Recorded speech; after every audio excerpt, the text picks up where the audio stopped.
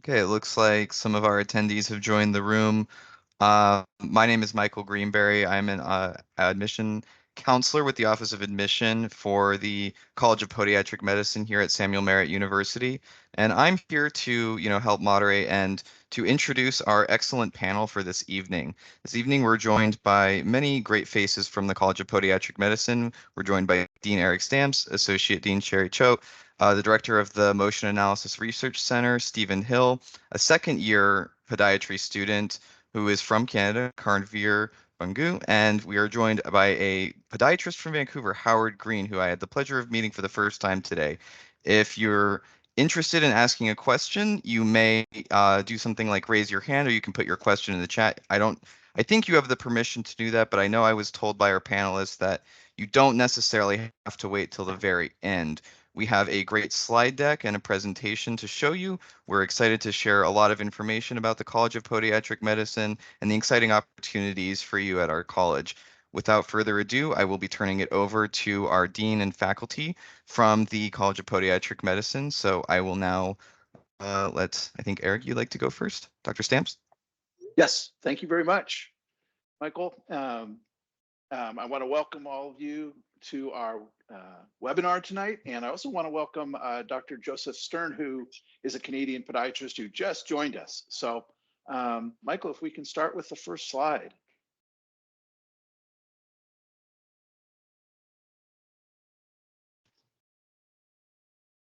And there's our first slide. Okay.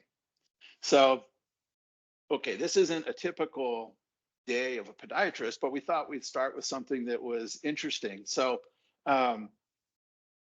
when I look at this, I say, well, this is very much within the realm of podiatry and what you learn. So somebody stepped on a pencil as a podiatrist, you'd look at it and say, well, okay, it doesn't look like it necessarily hit any bone. There's not a lot of bleeding. It probably missed the lateral plantar artery. You'd be able to test whether it affected the lateral plantar nerve.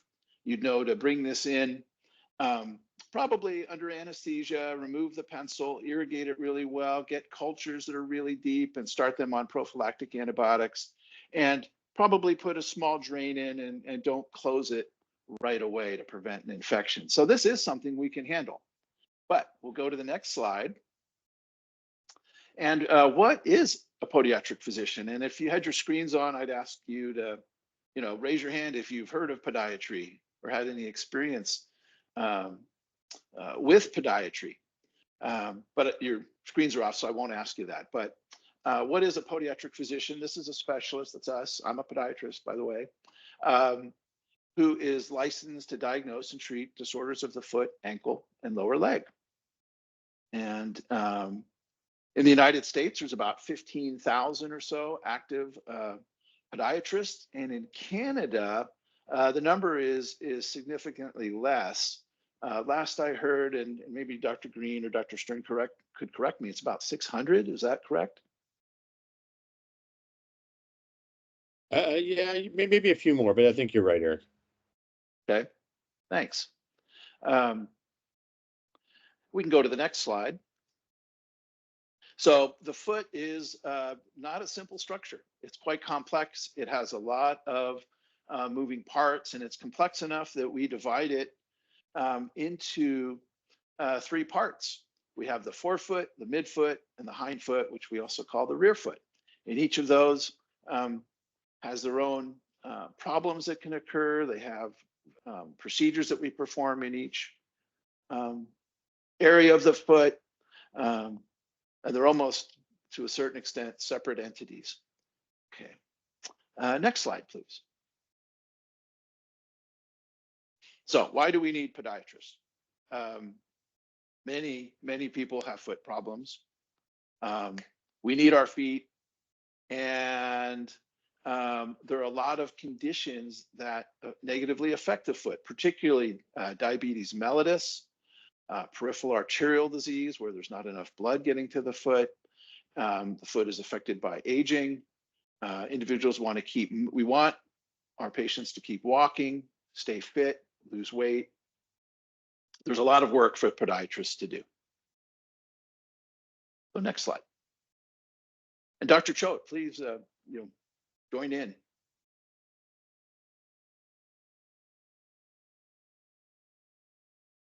Do you want me to talk about? You want me to talk?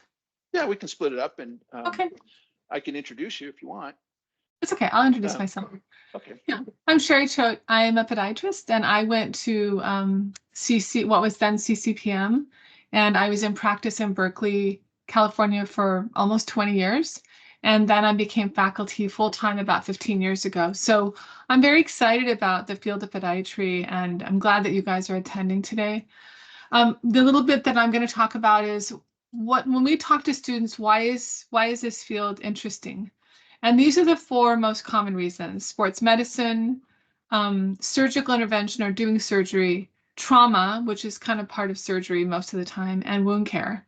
And I started out as a wound care I did a wound care fellowship, and then ironically, I've ended up in doing biomechanics sports medicine for most of the second part of my career. Next slide, please. And these slides are just going to kind of go through some of the stuff that we end up seeing as podiatrists. Heel pain, sprains, fractures, tendonitis, tendon ruptures, overuse, and just injury is very common, especially for athletes. But these days, everyone's living to be older and trying to stay active. So these active injuries can happen in anybody at any age. Next slide. Medicine. So medicine incorporates what podiatry was founded on, which is treating disorders of the foot and ankle. And those disorders most commonly are athlete's foot infections, ingrown toenails, infections, swelling. Some of you probably know what gout is, athlete's foot infection, plantar fasciitis, really common entities that I almost said walk into our office, but come into our office every single day. Next slide. Dr. Stamps, you want to talk about the last two? Sure, I can do that. Thank you, Dr. Choate.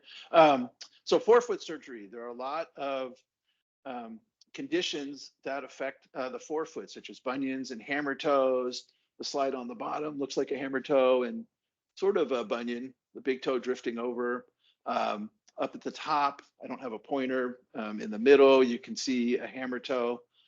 And of course, radiographs there. And it looks like the slide in the upper left is excision of an intermetatarsal neuroma, an enlargement of one of the plantar nerves that we remove. But all of these things, if they can't be dealt with conservatively, meaning non-surgically, which podiatrists certainly do, with padding, taping, footwear modifications, podiatrists are quite capable of treating these surgically. And some of the things we treat besides bunions and hammer toes, arthritis, flat feet, high arch feet, as we mentioned, neuromas. Next slide, please. Podiatrists these days are trained in reconstructive surgery. Sometimes during the third year of residency, our residencies are 3 years in duration, and sometimes as a fellow, another year of training after surgery. And this includes total ankle replacements. Charcot is a condition that happens to people whose nerves are not functioning correctly. We call that neuropathy, particularly in people with diabetes mellitus, where it looks like when you see it, to me, it looks like someone took a shotgun, put it under the skin, and pulled the trigger, blowing the bones into little tiny bits. The good news is it doesn't hurt that much. The bad news, though, is that it can be very disabling because it can lead to wounds on the foot we call ulcerations. Podiatrists are able to reconstruct the foot to prevent those ulcerations from occurring. And then Liz Frank, ORIF stands for Open Reduction Internal Fixation. And Liz Frank, and you can tell although I took French in high school, I can't speak it as well as most Canadians, obviously. So Le Franc, maybe? You can correct me later. Anyway, this is one of the joints across the midfoot, and it is easily injured by, in a car accident, stepping on the brake while the car impacts, or missing a step, going down or up the stairs, and sometimes in football. Okay? If you're lying prone and someone falls on the back of your leg, your foot can collapse at that point. Anyway, those need to be reconstructed, and those are what the x-rays are showing. The second set below the ankle implant. And on the bottom slide there, that is external fixation. Looks like maybe a Charcot reconstruction, perhaps. It's not my slide. So next slide. Okay. Since I'm here, I'll talk about, so podiatrists are also trained to handle trauma. It was when I was a resident and early in practice, is one of my favorite things to treat. It's very rewarding in order, putting the puzzles back together that were people's feet. And what kind of trauma do we treat? We treat fractures, of course, both closed. We can, do a closed reduction and an open reduction, which means surgery. We treat lacerations, puncture wounds, as you saw with the pencil, dislocations, sprains, and to a certain extent, burns. And what are we looking at here? That is on the bottom image, that is an open reduction, internal fixation of a heel bone fracture. The heel bone is called the calcaneus. So this is a calcaneal fracture. You get that from a fall from a height, like falling off a roof, ladder. It's pretty typical. Right. Next slide. Dr. Choate, you want to talk about wound care? Yeah, so wound care is probably in some ways, the most recent addition besides ankle implants to medicine, and that for many years, once somebody had a wound, they really weren't given a lot of attention. But in the late 1980s, wound care products and wound care centers became a much more present part of our medical care. It's a real team approach. And there's basically 3 different types of wounds. And the wounds are sometimes from pressure, like somebody's laying in bed, they get a sacral wound or a heel wound, like the top one. Sometimes because they don't have enough blood flow. Sometimes because they have diabetes and they have loss of sensation and they develop wounds because they step on something or they have friction. And the bottom wound is more of a venous wound, that big wound on the left. And all of these wounds need long-term attention. And we have a whole set of part of our profession that are dedicated to wound care and limb salvage. So this is a really fulfilling part of our job, kind of the opposite of being a trauma surgeon, that you have to be really patient and keep giving probably this patient or your patient for the rest of their lives, because they don't stay healed most of the time. They break down and they need to be treated again. And part of that is that feet are weight-bearing surfaces. So we have to learn to be able to give them shoes and offloading boots and other devices to help take the weight off while the wound is actually healing. So that kind of rolls into biomechanics and sports medicine. Okay, next, please. Okay, I'll talk about this and then I'll go to the next person. So even though you're not in this program yet, it's important to understand that we have kind of a 2+2 program, very similar to allopathic and DO programs, and that the first 2 years are primarily dedicated to basic science classwork. And the second 2 years are primarily dedicated to clinical classwork and clinics. In this program, though, we are a little bit unusual because we actually start students in clinics their second year. So you actually have some clinical classes your first year to get you ready for second year clinics. And then the fourth year of our program, like it's similar to MD and DO, you are 100% of your time in clinics throughout the country. So, and then after you graduate, you go on to a 3-year residency program. So it's very similar to an allopathic pathway to MD. And I think we'll let Karnvir talk a little bit about, is this okay to have Karnvir talk a little bit about his first year experience, or should we do that later? I think it's a good time now. Okay, Karnvir, why don't you tell them a little bit about your first year since you just finished it? Sure. So my name is Karnvir. I'm a Canadian DPM student going into my second year at SMU. First is described mostly as it is pretty hectic. You're taking quite a lot of courses throughout your first and second semester.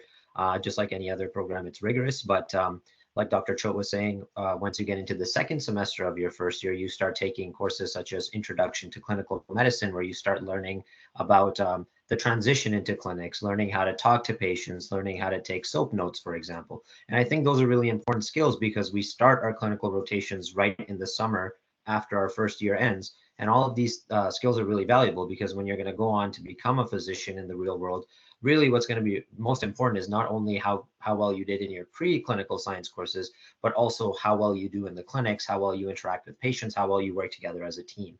So I think the fact that SMU has enabled us to learn some of those skills in the classroom and then, put them to full use right as we get into the summer it's something that's really, really cool.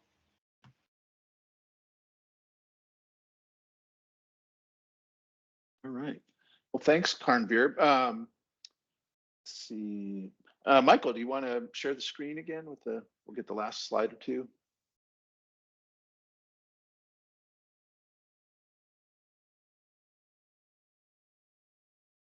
And we'll go to the next slide. And just a little bit about Samuel Merritt University College of Podiatric Medicine. We were established in 1914 as the California School of Chiropody in San Francisco. And we remained that, we kept that name until 1969 when, after extensive curricular changes, sort of transforming us into the podiatric physicians that we are today, the name was changed to the California College of Podiatric Medicine. That was changed again in 2002 when we merged with, at the time, was Samuel Merritt College. And because we couldn't be a college within a college, we changed our name to the California School of Podiatric Medicine. And we kept that name until, well, last year, when we realigned our name to take advantage of our host university, Samuel Merritt, which since become a university, and aligned ourselves with the other two colleges at the university, the College of Nursing, the College of Health Sciences, and now we're the Samuel Merritt University College of Podiatric Medicine. We're known for our small class sizes. We're capped at 48 students. We have a very diverse student body, a diverse patient population, as would be expected in the San Francisco Bay Area. We have early clinical experiences in clinics that are very well established, have been around for decades. We have the Motion Analysis Research Center, which is directed by Dr. Stephen Hill, a Canadian who's with us this evening. Our mission is to produce students who will be exceptional podiatric residents. That's what we do. That's what we're all about. And we do really well. So last slide, please. If you're interested in attending, what's required? Well, a minimum of 3 years of undergraduate or 90 semester hours. Most, but not all, applicants have their bachelor's degree. You need to take the medical college admissions test. You need 2 letters of recommendation, and it's strongly recommended that you shadow a podiatrist for a few days, just to know that this is really the profession for you. And you'll see a link there. You can get more information. So thank you, Michael. That's our slides. Okay. I think there was one more slide, or did we take it out? I think, is that the last slide? Let me There's see. one more slide. It's a contact. Oh, one more slide. I'm sorry. Thank you. Oh, a couple more slides. Yeah. So I see it. can take Okay. this one. Sure. So you'll see on the screen that our application cycle has a deadline of June 30th. If you begin your application in August, when the application portal, which has a link right there, portal.aacpmas.org, that will reset in August, and we will consider your application and review it essentially on a rolling basis. We like to offer interviews to people as they submit their application, so there's not necessarily a correct or proper time. Whenever you have your letters of recommendation, one of which should be from a podiatrist in order, and you have your official transcripts, and you've received an MCAT score that you think is good enough to get in, you should begin the application process. And at that time, it would be a good time to reach out to one of our counselors. Can you go to the next slide, Logan? Okay, so these are the two main individuals that you should reach out to if you do have any questions. However, I will put my name in or my email as well in the Zoom chat because I am also supporting the College of Podiatric Medicine at this time. I just put it in the Q&A chat since I didn't have permission for the main chat. So just peek over into the Q&A chat and you can write down my email as well. But Dr. David Tran, who is our Associate Dean of Admission, is very responsive, and he'll answer any questions that you have about the program, about residencies and scholarships and stuff like that. And Edgardo Palomo is my colleague in the admission office, and he actually was just promoted, so he's no longer just an admission counselor, but I believe he is an assistant dean of admission now, so congrats to him. He and I will both be available to talk about admission requirements or to review transcripts or help you with the application process itself. Please reach out to any of us if you need help while you're filling out this application. After it's submitted, we see it almost immediately, and we'll begin reaching out to you in the following days, usually within the week, in order to begin scheduling an interview and clarify any information we may need.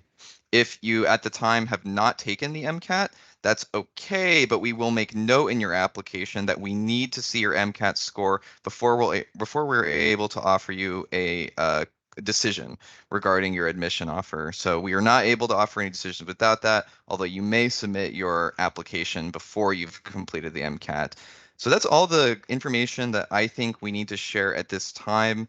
And I do think it's a great time for us to transition to the Q&A. I see that there's been some questions dropped in the chat now. So I will read those aloud, and any of our panel members, whether it's our admission staff or, our other panelists would like to join. Let's see. So the first question comes from Chris, wondering if the degree is an MD. I'll answer that. No, Chris, the degree is a Doctor of Podiatric Medicine, DPM, which is recognized in Canada and the United States and several other countries as well.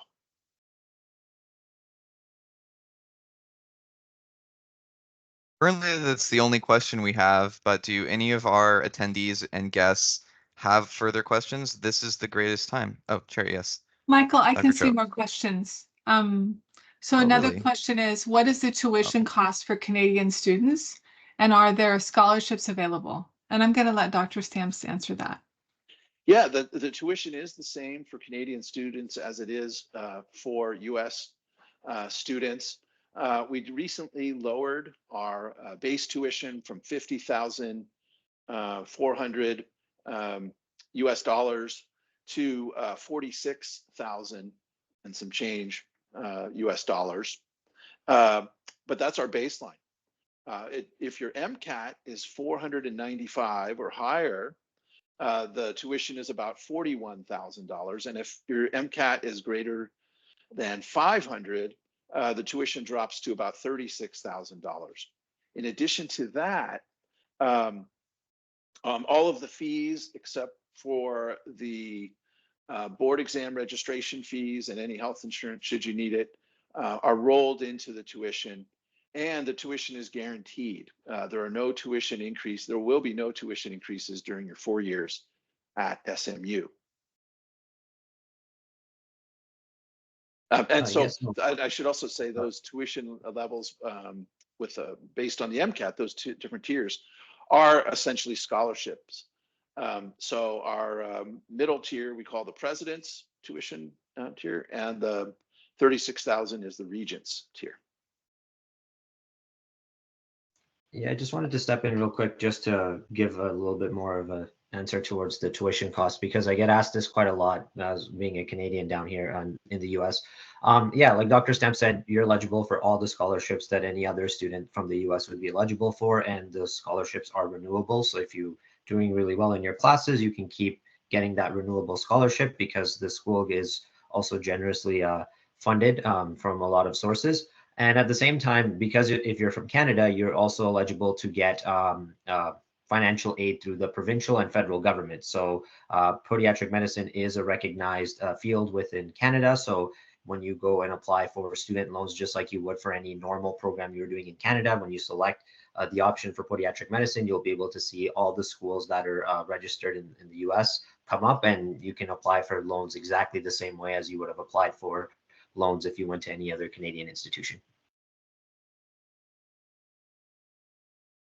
Okay, and I see another question here from Chris. Does the school provide career services? And as a follow-up, is the student workload manageable with a part-time job? So I guess that's a two-parter. Career services, and is the student workload manageable with a part-time job? I'll answer the career services part. Well, essentially, the career you're going to immediately after us is residency. You're going to be a resident, you're an employee, and that's your first career. It'll last 3 years, maybe 4 if you do a fellowship. And we help all our students obtain a residency. That's what we're here for. And we have all sorts of protocols in place to help students get the best residency, the best fit for them. And almost everything we do is geared toward that. So I would say yes. We definitely have career services. We also have a great alumni network, and you'll have an alumni mentor who you can communicate with and learn more about what you need to do to be successful in practice. I can answer the part-time job question. So most people here are way too overloaded with work to have a job, but every year students do have part-time jobs. And what I found is that I remember 3 or 4 specifically. One was a student who was from this area and she was living at home, which means people were doing things for her, which was helpful. But she had been working at the same restaurant here forever, since she was like 18. So they just gave her the shifts that she asked for. So, whenever she would have a free day, she would do a shift. And then we had another student who I just think she couldn't help herself. She's just a hard worker. And she was a barista at Starbucks right near school. So the benefit is she oftentimes brought people coffee when she finished her morning shift and she would come to school. So to me, that was a good thing. So she was a barista while she was here at school. But again, I think it was a morning shift. And she was a student who had both of these students had really good time management skills.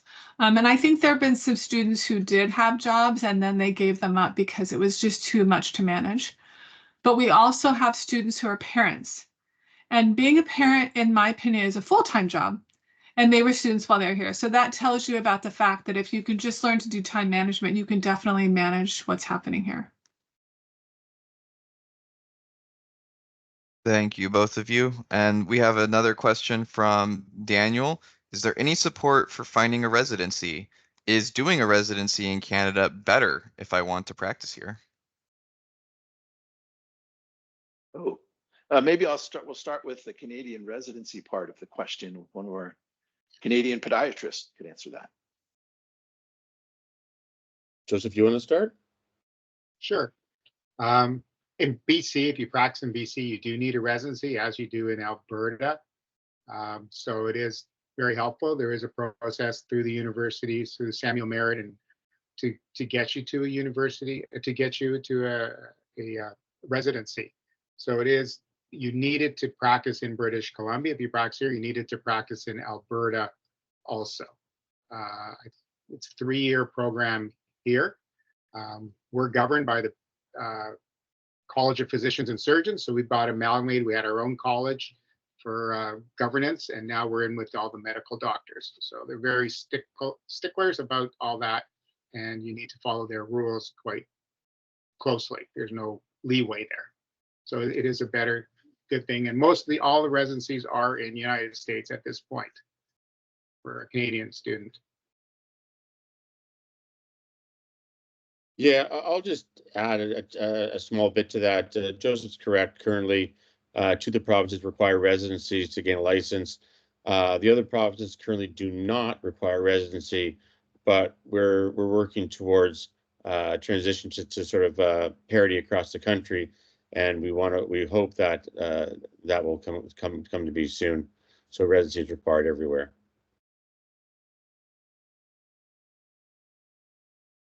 Was there another part to that question? I don't read that it.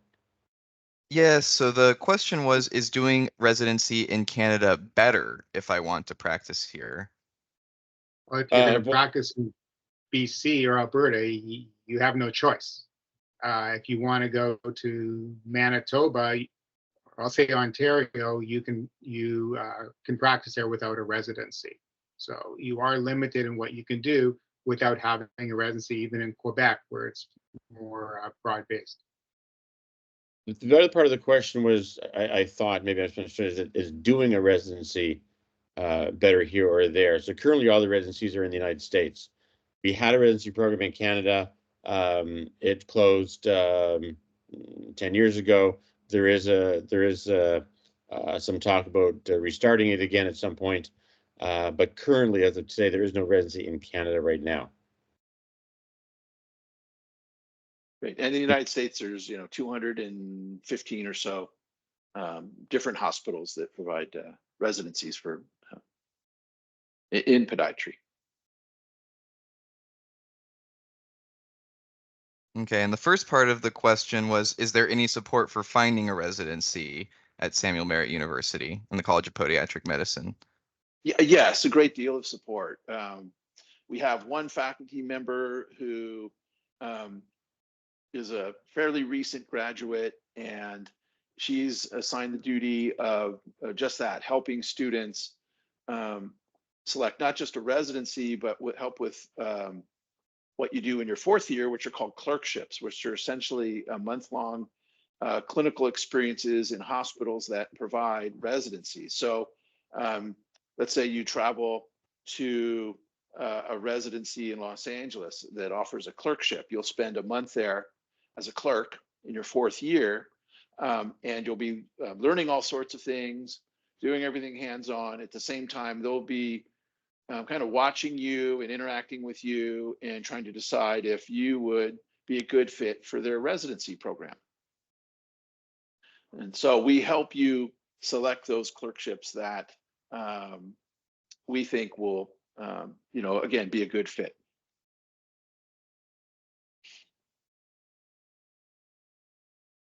Dr. Stamps, you want to mention our residency placement rates for the last couple of years? Yeah, so generally we have 100% placement, which means 100% of eligible students.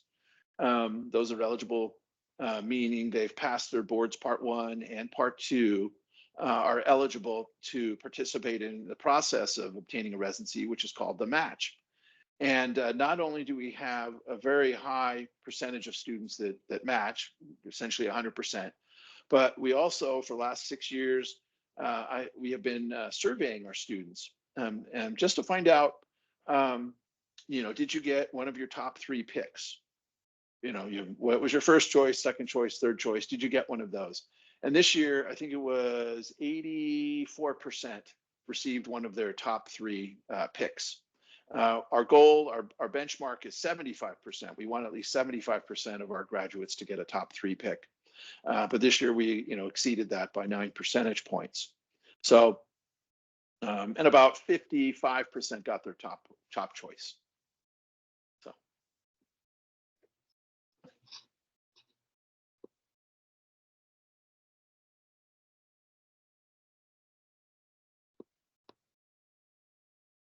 Okay, I think that's all the questions that we have in the chat. Does anyone else see any more? Okay. All right, well, thank you for your questions. Oh. Question, well, for the website about shadowing, does that include Canada, or do you call Howard or myself to get that? Like, we do have shadowing here. I shadowed this when I was in 4th year of undergrad at UBC, University of British Columbia. I shadowed, and this podiatrist sent me to another podiatrist, sent me to like 4 or 5 podiatrists over a few week period of time. It was the best thing in the world, really showed me what it was all about. So we have that here in BC, and I'm past president. Howard is president of the CPMA. So we do have that across Canada. So these students can do that. Yeah, no, that would be Yeah, Dr. Stern, that would be great. You don't have to shadow a podiatrist in the United States. Canadian podiatrists would be perfect. So thank you for offering to do that.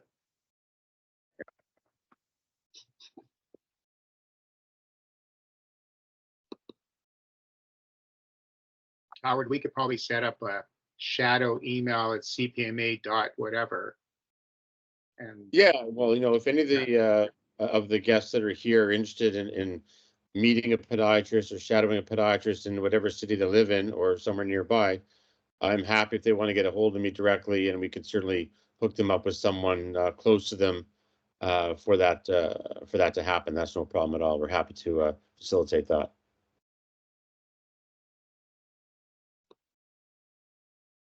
Thanks very much, folks. So it looks like we do have one more question from Daniel in the Q&A about income.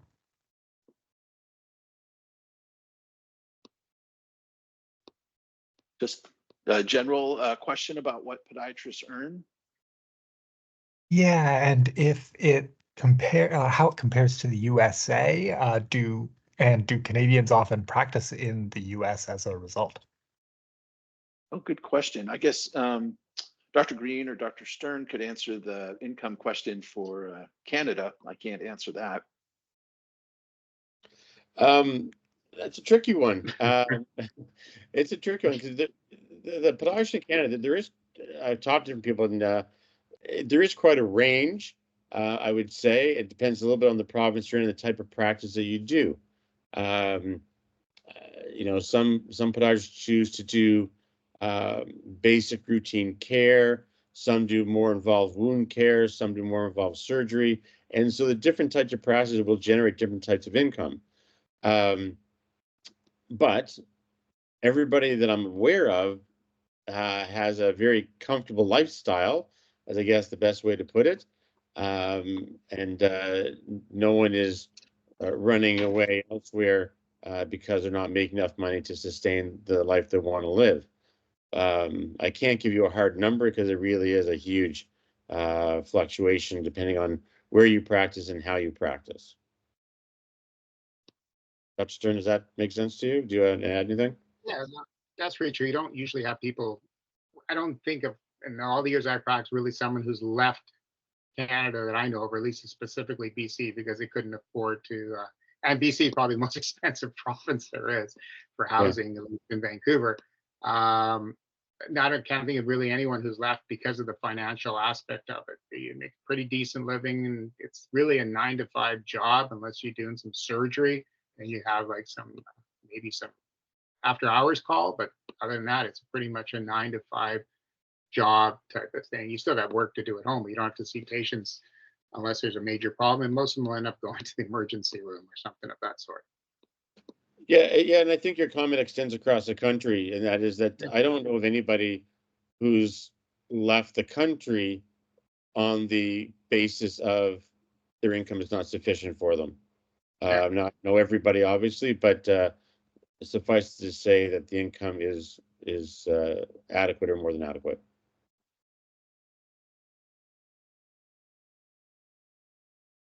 I hope that sort of answers the question for whoever asked it.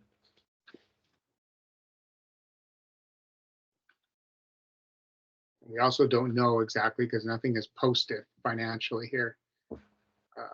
So it's all, there's a range and it's only just a guess.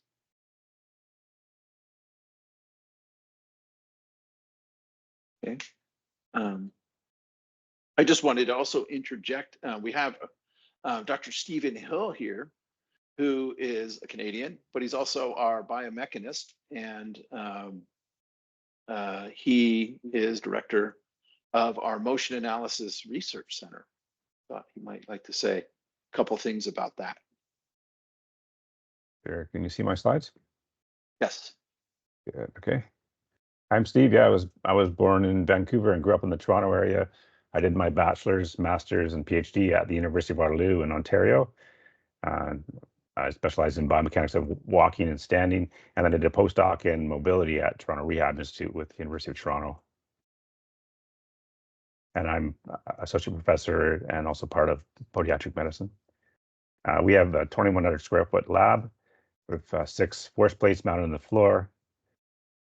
We also have a force plate treadmill, so we can do in place walking and running, and then the body is tracked with a series of reflective markers tracked by these 12 motion capture cameras, or we can use a 17 IMU system. It's basically an accelerometer system.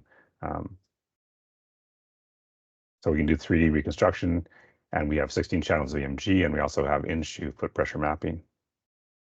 This is an article that Dr. Dutra and I published documenting the collaborative research and teaching with podiatric medicine and the MARC.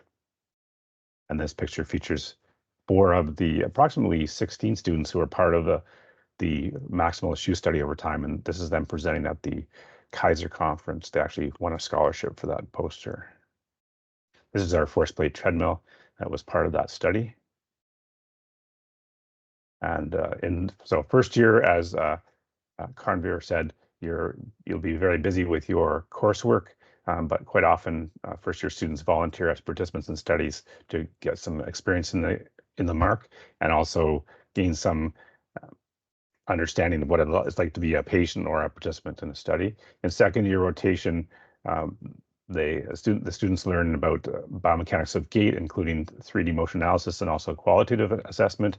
And then we do also a section on footwear biomechanics. And then third year, spend a lot of time training on the equipment and learning the protocols for IRB-approved studies. And then students in the second year can also join the study. So sometimes the studies are conducted during the second and third year rotations, as we're doing right now with the study I'll talk about in a minute. And then sometimes the data collections and the analysis are done after hours on the students' own time. This is a foot pressure study that was done. This was collaborative contract research done with the Hoka Running Shoe Company. This was presented at the American Academy of Podiatric Sports Medicine. And this is the Cam Walker study. This was an internally funded study using these wireless sensors that I talked about, so we can track the motion of the foot inside the Cam Walker.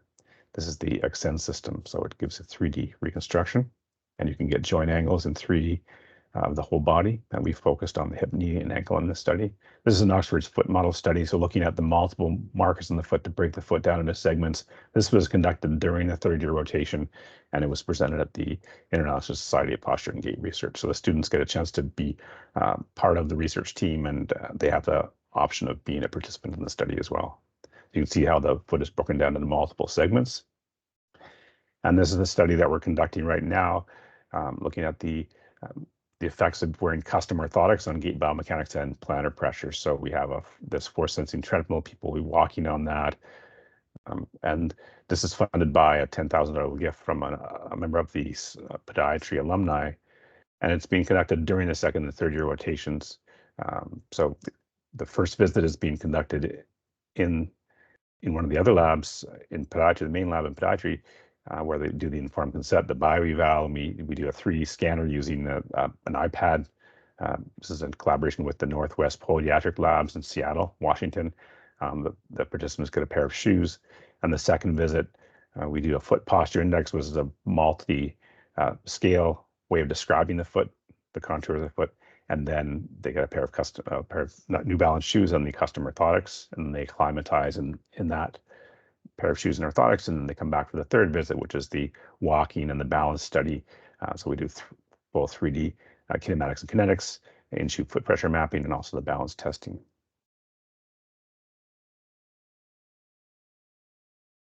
And thank you very much. So we also have biodex kinetic dynamometer, which is a way of measuring joint torque at different joint velocities. So it's a kind of a weight machine. And we have a COSMET system, which is for measuring oxygen consumption. Any questions at all? Well, I should also mention in terms of the job issue as well, the work that's done for studies after hours, if people are work study eligible, they can get work study funds for logging hours. So quite often students will say, I have some extra time. In fact, Karnvir just contacted me about that, and a few other students. Typically I get emails, and then we schedule participants or students to come in and do additional work. So those posters that I talked about, some of them were conducted in the rotations, and also students took additional time to actual work. So for an example, Shalene and Maribel and Taylor and so on, all of these are all students that were in second and third year rotation who were co-authors on these posters and will be in the publications. And even Wednesday, I have a student come. Wednesday morning, I have a student coming and working on some additional analysis of this Cam Walker study. So that's another opportunity. And then the other benefit of that is when you're applying for residencies, one of the things they look for is how your experience doing research. So quite often, students who are part of these research teams do email back to me to get reference letters to support their applications for residencies. So that's always a good thing. Thank you very much. Any other questions?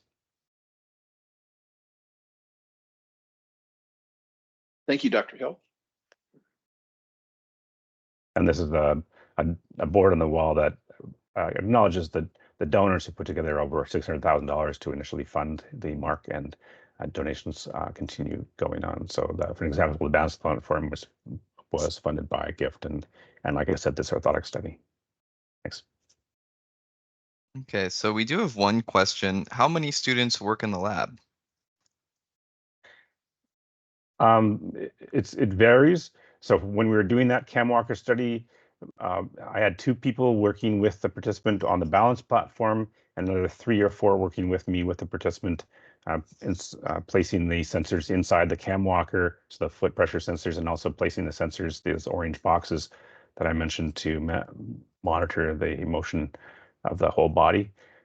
So at that, typically we're about 6 students as well as the participants. And now we conducted that study. Those students had been trained up during their third year rotation. And so when we continued on, they still wanted to be part of it, but they were already in their surgery rotation. So we were collecting those on a Thursday evenings from 5 until 8 p.m. because that was one cohort of students, and that's when they were all available. So that's the sort of thing. And right now we sort of have that Oxford foot model study is another one I'm writing up right now. And we've done the analysis on that one, but we're working on the paper, and so it really depends. It's partly according to their availability, your kind of own, course workload, what's your life, all that sort of thing. So I'm happy to work with students whenever they're available. And that maximal shoe study that I mentioned early on, that one was conducted mostly on Saturdays because the participants were track athletes from UC Berkeley. They were former teammates of one of the podiatry students, so she recruited all the participants, and they were available Saturday. So we collected 2 or 3 people on a Saturday, and we would have about 5 podiatry students during that data collection. So it really varies. Thanks. Good question.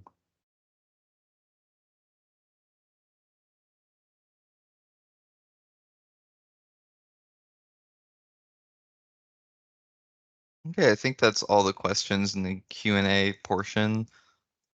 So if there's any closing remarks or additions, we do have a few minutes remaining if any of our panelists would like to offer some final thoughts or pieces of advice for those in Canada interested in podiatry. Sorry. I would just reiterate what I mentioned before, is that if there are any students in Canada or prospective students that have interest and want to be matched up with a podiatrist locally where they live or nearby, then the Canadian Podiatric Medical Association is happy to facilitate that or answer questions to that regard for you. So please feel free to get in touch with me directly for that.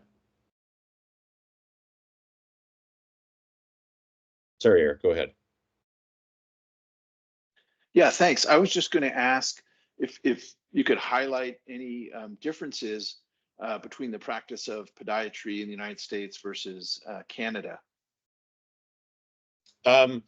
It really varies province to province, to tell you the truth. I would say that the practice of podiatry in British Columbia and Alberta is very, very similar to that in the United States, if not the same. The practice currently in Quebec is not far off. They're just a little bit less surgically inclined in Quebec. And the other provinces differ depending on whether the practitioner in the province is a DPM or not. So in the provinces that have full DPMs, the processes are very, very similar. Great, thank you. No problem.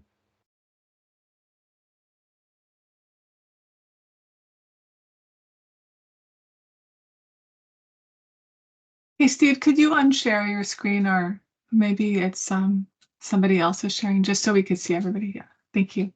Great. Well, if any of the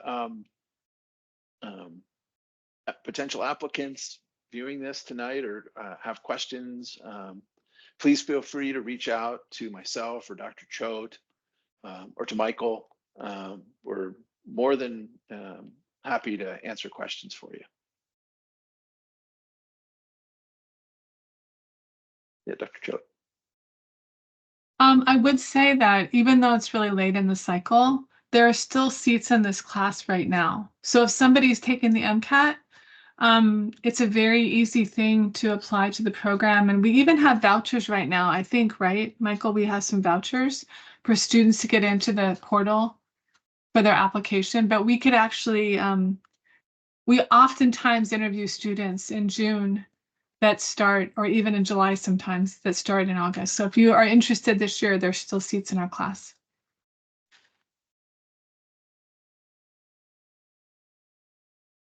Yes, I can confirm we've got some vouchers still. So if finances are an issue, just reach out to us and we'll get you those application vouchers.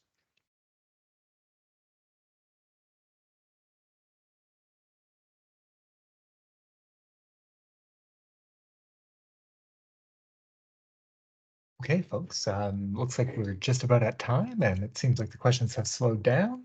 I want to thank all of our panelists for their time and attention this evening. Any parting words of wisdom for us before we let you go and get on with your evening?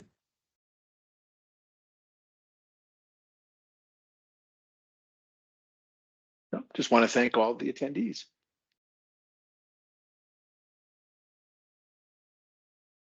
Well, thanks very much to everybody on the line, Samuel, Merritt University, and their panoply of speakers and experts. Really do appreciate your time. We'll share this recording with everyone who registered, and otherwise, have a great evening, everybody. Take care. Thank you, Logan. Thanks, Thanks, Logan. Joseph. Thanks, Howard. No problem. Take care. Goodbye.